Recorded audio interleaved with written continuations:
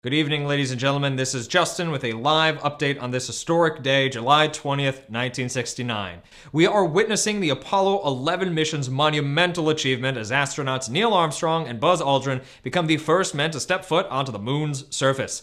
Let's go to the live feed from NASA. Here, men from the planet Earth, first set foot upon the moon, July 1969, AD.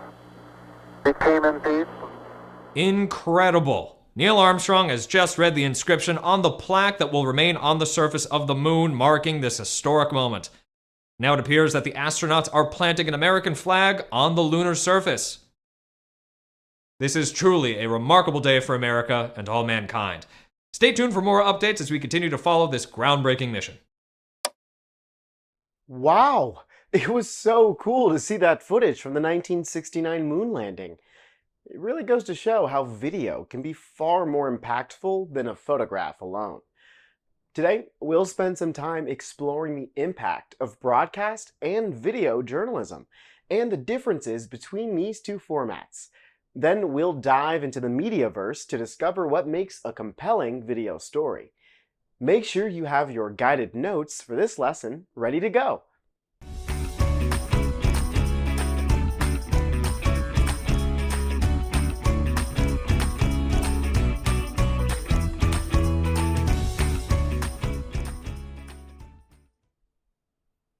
So far in this unit, we've learned about how photojournalism and radio changed journalism.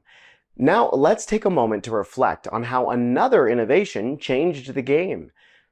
How do you think the invention of television changed the way people got their news?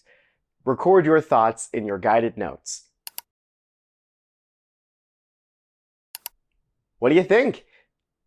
Television revolutionized news by bringing moving pictures into our homes. It allowed us to witness events live as they happened, creating a sense of immediacy and connection that was never possible with print, photographs, or radio. Think back to that news coverage of the moon landing in 1969. Groundbreaking moments like this became shared experiences, uniting viewers around the world. And as you can guess, the rise of the internet and social media has transformed journalism once again. Now we can access video news anytime, anywhere, no TV required. This shift has made news more immediate, personal, and interactive. Now let's break down the two different forms of video news coverage: broadcast journalism and online video journalism.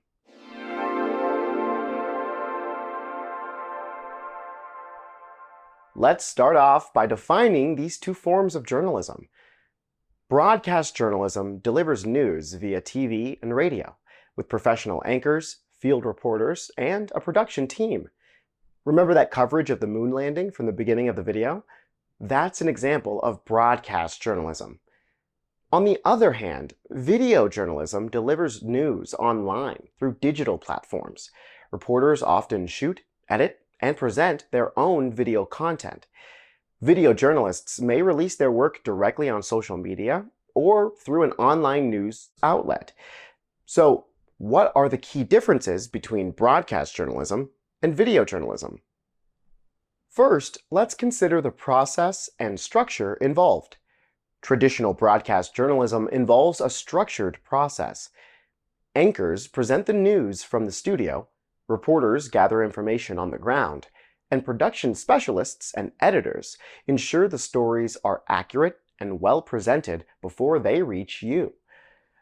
Video journalism, on the other hand, is flexible and often created by individuals or small teams.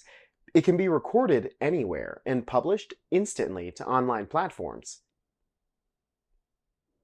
Another major difference is how these formats engage their audience. Broadcast journalism reaches a broad audience through scheduled news programs on TV and radio. This provides little opportunity for direct engagement with the audience. On the other hand, video journalism can target specific audiences online and has no set schedule for when content is released. Viewers can engage directly through comments, shares, and likes. One last major difference is the storytelling techniques used in each format. Broadcast journalism typically follows a more traditional structure, where anchors report the news from a studio. There is a clear separation between news segments, and journalists stick to the most important facts. Video journalism can be more creative and personal, often blending storytelling with vital news updates. Video stories can also provide a more detailed view of an aspect of a story, rather than the broad overview that broadcast journalism provides. Phew, that was a lot of information, so let's take a moment to reflect. Considering what you just learned about broadcast and video journalism, which format do you find more engaging when consuming news? Why? Pause the video and record your thoughts. Now let's take a closer look at video journalism and break down what can make this creative format so compelling.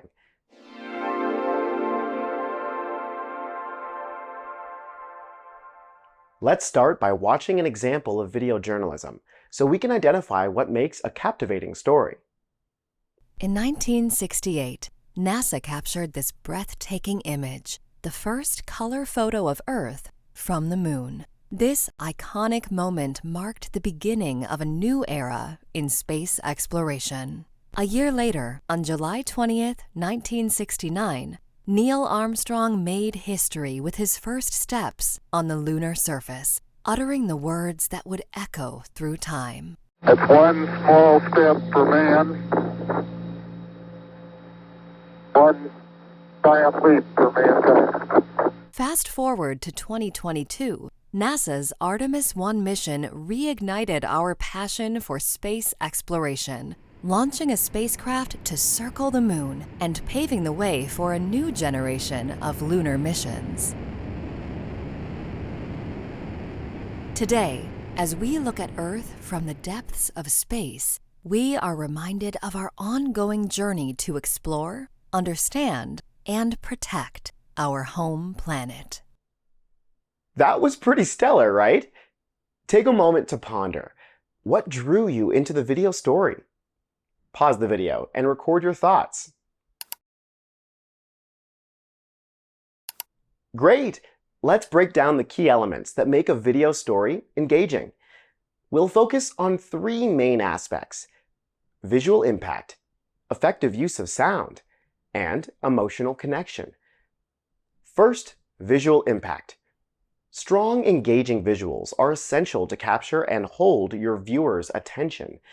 This can include everything from beautiful landscapes and vibrant colors to interesting camera angles and smooth transitions. Notice how these visuals draw you in and make the story more interesting. Good visuals help to tell the story in a way that words alone can't. Next, effective use of sound. Sound can enhance the visual experience, set the mood, and add to the depth of the story. This includes background music, natural sounds, and clear voiceovers. In this clip, notice how the sound complements the visuals and reinforces the emotional tone of the story. A year later, on July 20th, 1969, Neil Armstrong made history with his first steps on the lunar surface, uttering the words that would echo through time. It's one small step for man,